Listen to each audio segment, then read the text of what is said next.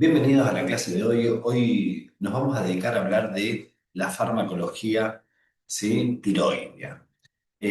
Principalmente lo que uno va a estar hablando es de los tratamientos, ¿no? Para los distintos tipos de enfermedades tiroideas. Para eso es muy importante conocer un poquito la histología, ¿sí? La fisiología de las hormonas tiroideas, ¿no? Primero, como primera medida. ¿Qué pasa?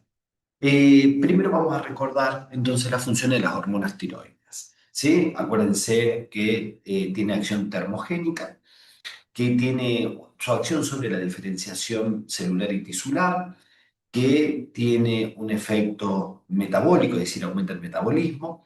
Por otro lado, es muy importante sobre el desarrollo del sistema nervioso central, principalmente la mielinización del recién nacido, ¿sí? Acuérdense que es la que estimula el desarrollo. Tiene acciones cardiovasculares donde se observa el efecto beta adrenérgico predominante. Acuérdense que es inotrópico positivo, que genera vasodilatación. Ese es el efecto beta 2, ¿sí? Aparte da mayor termogénesis, taquicardia. En general, sobre la presión arterial, aumenta la presión arterial sistólica y la diastólica la puede dejar igual o puede bajar levemente. Sobre las acciones endocrinas, acuérdense el feedback negativo sobre su propio eje, ¿sí? Sobre lo que era el factor liberador de tirotrofina y lo que era sobre la TSH, ¿sí? Acuérdense que el aumento de la TSH, ¿sí? Estimula la glándula y puede generar el bocio. Tiene también acción anabólica proteica, acción hiperglucemiante, ya que me aumenta la absorción a nivel intestinal de glucosa, ¿sí? Estimula la glucogenólisis y lo que es la gluconeo, ¿sí? Fíjese que son dos vías metabólicas relacionadas con hiperglicemia. Sobre los lípidos, estimula la síntesis de ácidos biliares, ¿sí? Me aumenta el catabolismo del LDL. Esto es importante después pensarlo en un paciente con alteraciones tiroides, más que nada por los valores de colesterol. Y después sobre el metabolismo óseo, ¿sí? Si, bueno, lo tuviéramos aumentado, me llevaría a osteopenia, tipo osteoporosis. Y después, acuérdense que aumenta la síntesis de miocina. Hay algunas cosas muy importantes que tengo que tener en cuenta. Primero, eh, claro, nosotros quisiéramos tener en cuenta el tema de las patologías tiroides y una muy importante es el hipotiroidismo congénito. Acuérdense que para esto se hace el screening neonatal, que para detectar ese hipotiroidismo congénito, en el cual hay una ley, ¿sí? La 23.874, ¿sí? Que habla de esto de que hay que hacer sí o sí el tema del screening, tiene que estar en el screening neonatal. Por otro lado, es muy importante el tema del yodo, ¿sí? Para la formación de las hormonas tiroideas. Por eso hay una ley, ¿sí? Si quieren, es la 17.259, que obliga, ¿sí? El agregado de yodo, ¿sí? A la sal para el consumo. Esto también es muy importante. ¿Qué pasa? Nosotros vamos a hablar de diferentes tipos de patologías, donde vamos a hablar algunas que generen hipotiroidismo, otros que generen hipertiroidismo, lo cual siempre es mucho más fácil tratar el hipotiroidismo por una cuestión de reemplazo hormonal que tratar el hipertiroidismo, ¿sí? Por eso vamos a ver, ¿sí? Qué hacemos con las distintas medicaciones. Hay que tener en cuenta, ¿sí? Para todo esto, lógicamente las funciones tiroideas, que si yo tengo un paciente hipotiroideo y voy a darle reposición hormonal, muchos de los efectos adversos se relacionan, ¿sí? Con la propia función de la hormona, y cuando yo tenga, ¿sí? Un hipertiroidismo, que yo voy a tratar de frenar un poco esas hormonas, ¿sí? También se van a estar relacionando los efectos adversos. Muy bien, ¿qué pasa? Eh, a pesar, ¿sí? Por ejemplo, porque uno habla de hipotiroidismo y una de las causas, nosotros hablamos de la tiroiditis Hashimoto, que es una patología autoinmune. A pesar de ser una patología autoinmune, nosotros vamos a ver que va a ser más fácil tratar con hormonas tiroideas que dar corticoides. Esto tiene que ver con los efectos adversos. ¿Estamos? Por eso van a ver que a pesar de que ser una patología autoinmune, igual damos reposición hormonal. Muy bien. ¿Qué medicación, cuál es la medicación básica, ¿no? Para El hipotiroidismo, acá hablamos de la levotiroxina, la famosa T4, ¿sí? Que se usa principalmente para el tratamiento crónico. Recuerden, ¿sí? Porque nosotros vemos acá levotiroxina y liotiroxina, que sería T4 o T3, ¿sí? Que en las vidas medias, ¿sí? Cuando uno hablaba de las hormonas tiroides, que es nuestra propia glándula, la T3 tenía una vida media corta en relación a la T4, ¿no? De 1 o 2 días. En cambio, cuando uno hablaba de la T4, tenía una vida media entre 6, 7 a 9 días, ¿sí? Por eso, si yo voy a elegir para el tratamiento crónico, preferimos levotiroxina y para el tratamiento agudo la liotiroxina. Así sería como dar T4 o T3. Muy bien. Si vemos la T4 se da vía oral, ¿sí? Venimos con dosis de 25, 50, 75, 100, 125, ¿sí? En el cual muchas veces sí pueden empezar con 50 generalmente y después lo van regulando. ¿Qué pasa? Acuérdense que tiene absorción tanto a nivel gástrico como a nivel intestinal, tiene excreción renal y biliar. Acá es bastante interesante que tengamos en cuenta que cuando voy a dar la T4, ¿sí? Eh, Cuando uno da la T4, primero que se le da en ayuna al paciente, varía en el término de horas, ¿sí? Generalmente puede ser o media hora, ¿sí? Antes de desayunar, lo puedo extender hasta 4 horas antes de desayunar, eso va a depender del endocrinólogo, ¿sí? Y hay que tener, o es fundamental, ¿sí? El tema del ayuno, tener en cuenta que me puede disminuir la absorción de las hormonas tiroides, ¿sí? Es decir, hay que tener cuidado porque interacción en la absorción, es más, la disminuye, el tema de la fibra dietaria, hierbas medicinales, soja, antiácidos, sales de hierro, calcio, laxantes, ¿sí? Ojo, el tema, la fibra dietaria es fundamental, ¿sí? El tema de las semillas, ¿sí? Hay que prestarle mucha atención.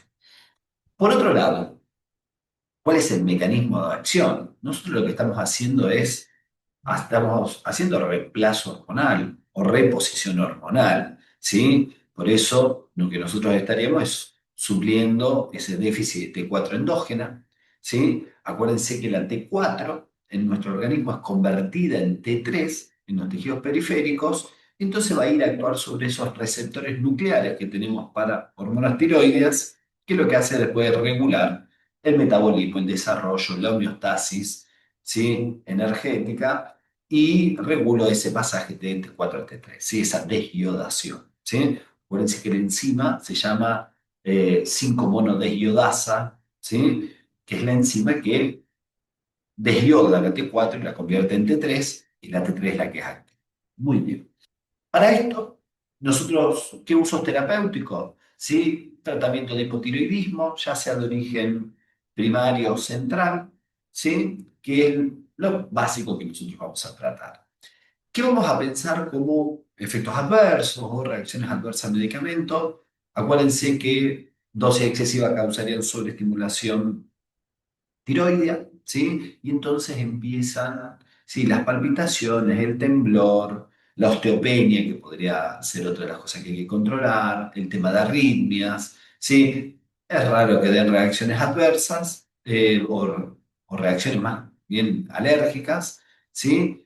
Pero bueno, sí, yo les diría hay que tener mucho cuidado en los pacientes ancianos, más que nada por la parte cardiovascular y en pacientes o mujeres menopáusicas, ¿sí? El tema de la osteoporosis por la osteopenia, ¿sí? Claro, puede dar diarrea y sí, porque es una de las funciones tiroides, entonces recuerden la función de la hormona tiroidea y eso podría aparecer también como efecto adverso, ¿sí? Si yo digo las hormonas tiroides estimulan, ¿sí? La motilidad gastrointestinal, bueno, puede aparecer un cuadro de diarrea. Muy bien. En cambio, si yo tuviera que tratar a un paciente, ¿sí? De forma aguda, un tratamiento agudo, suelo dar la hormona que es más activa, por eso se da la liotironina, que sería la T3 sintética. ¿Cuándo lo voy a usar? Y en un cuadro agudo, es decir, en un coma mixedematoso, cuando se necesita una terapia combinada, ¿sí? Que necesita un efecto rápido, una supresión de la TSH, ejemplo en algunas neoplasias. Muy bien, ¿qué características tiene? También viene por vía oral o parenteral. Acuérdense la vida media corta en relación a la T4, ¿sí? Un día más o menos, ¿sí? Y también voy a tener que tener muy en cuenta, más que nada como efectos adversos, toda la parte cardiológica, ¿sí? El tema de las arritmias, de las palpitaciones, taquicardia, cuadros anginosos, el tema del temblor, la ansiedad, sí que se relaciona todo con la función de las hormonas tiroides. ¿Por qué? ¿Cuál es el mecanismo de acción? Y al yo dar T3, la T3 es más activa, va a actuar sobre los receptores, y al actuar sobre los receptores, lo hace mucho más rápido y de forma más potente. ¿Sí? Este es el tratamiento básico que nosotros podríamos tener en un paciente hipotiroide. Muy bien. Ahora, en cambio, para el tratamiento del hipertiroidismo, tenemos varias opciones para esto, ¿sí? Eh, una de las opciones, ¿sí? Tenemos las tionamidas, ¿sí? Los tirulenos, muy bien, el propil tiuracilo, que es el prototipo, tengo el metimazol, que vamos a ver que es más usado, muchas veces se usan inhibidores iónicos, no son los más usados, pero se pueden usar, ¿sí? Más que nada en cuadros de intoxicación por yodo o preparar un paciente para la ablación. ¿Por qué? Porque muchas veces estos pacientes hipertiroideos, uno los vuelve hipotiroideo, ¿sí? Y después hago tratamiento de reposición hormonal, ¿sí? Con T4. Ahí está el tiosinato, el perclorato, el fluoroborato, ¿sí? Dentro de las opciones. Otros son los ioduros, ¿sí? Uno es la solución de Lugol, ¿sí? El hipodato de sodio. Es decir, ¿por qué vamos a tener esto? Primero, disminuyen la organificación, la liberación de la hormona, ¿sí? El efecto máximo se logra más o menos en 2 semanas, ¿sí? Y esto se usa para una crisis tiroidea, en el prequirúrgico, como adyuvante, ¿sí? Al radioiodo, ¿sí? El tema es que uno de los efectos adversos más importantes es el iodinismo. ¿Está claro? Bueno, y ojo, siempre hay que tener en cuenta los cuadros alérgicos. Y otra opción también de las que vamos a tener es el famoso yodo, el yodo radioactivo, que es el famoso yodo 131, que es el yodo radioactivo, en el cual, ¿sí? Algo que hay que tener en cuenta es que tiene una vida media de 8 días, ¿sí? Lógicamente que esto es como que va, lo capta la glándula, puede ir, va destruyendo parte de esa glándula, se usa como coadyuvante en los tratamientos de cáncer tiroideo, ¿sí? Y hay que tener muy en cuenta, primero si la mujer está embarazada porque está contraindicada, si estoy en lactancia porque está contraindicada. Y después que esta persona que nosotros le irradiamos, vamos a tener que separarla de, o que no entre en contacto con mujeres embarazadas, con niños, ¿sí? ¿Por qué? Porque ella sigue irradiando. Por lo tanto, se les pide por ahí unos días al principio, ¿sí? Que no esté en contacto, que esté aislado, ¿sí? Y esto, ¿sí? Por lo menos la primera semana sería bastante prudente, ¿sí? ¿Qué pasa? Cuando yo tengo un paciente hipertiroideo, ustedes recuerden que el paciente hipertiroideo tiene mucha más actividad de hormonas tiroideas, es característico que pueda haber temblor, que pueda haber ansiedad, que tenga taquicardia. Entonces, ustedes van a ver que se usa también para este control de esta sintomatología beta bloqueante, ¿sí? Pero es más que nada para controlar los síntomas. No es que voy a mejorar el hipertiroidismo, la patología en sí, sino que es más que nada para el control de síntomas. ¿Estamos? Muy bien. Entonces, uno de los fármacos más usados, acuérdense que era el metimazol, ¿sí? Pero bueno, el propil tiuracilo, acuérdense que es el prototipo. Este tipo de medicación, primero que tiene una absorción amplia, ¿sí? Bastante completa. Por vía oral tiene muy buena biodisponibilidad, ¿sí? Lógicamente que hay unión a proteínas, tienen metabolismo hepático, hay glucurinación, tienen eliminación renal, a nivel renal hay metabolitos activos, ¿sí? Y las vidas medias, el metimazol tiene mayor vida media, acuérdense que son 6 horas contra 1,5 del propiluracilo, ¿sí? Y ambos atraviesan la barrera placentaria, ¿sí? O cruzan placenta. Muy bien, ¿cuál es la utilidad? Las dos se usan más que nada para el hipertiroidismo, ¿sí? De elección, por ejemplo, en la enfermedad de Graves, estamos hablando del metimazol, el bocio tóxico también, ¿sí? Y el propiltiuracilo puede ser coadyuvante con el iodo 131 en un hipertiroidismo extremo, lo que por ahí se conoce como tormenta tiroidea, ¿sí? Y dentro de los mecanismos de acción, ustedes imagínense que, primero, reduzco la producción de hormonas tiroides, disminuye la conversión de T4 en T3, ¿sí? Por inhibir a las 5 monodesidioidasa, ¿sí? Que son lo característico del propiltiuracilo. El metimazol, ¿qué hace? También te reduce la producción, reduce la tiroperoxidasa tiroidea, bloquea el acoplamiento, ¿sí? Entonces, todo esto a qué me lleva y a que mi glándula tiroidea produzca menos hormonas, ¿sí? Dentro de los efectos adversos, ¿sí? Más allá de que las dos pueden dar reacciones cutáneas, tipo urticaria, tipo rash, ¿sí? Hay que prestarle mucha atención primero a granulocitosis, la cual con el propiltiuracilo puede ser grave, también nos da el metimazol, ¿sí? La hepatotoxicidad que puede ser severa, mucho más severa con el propiltiuracilo que por ahí con el metimazol.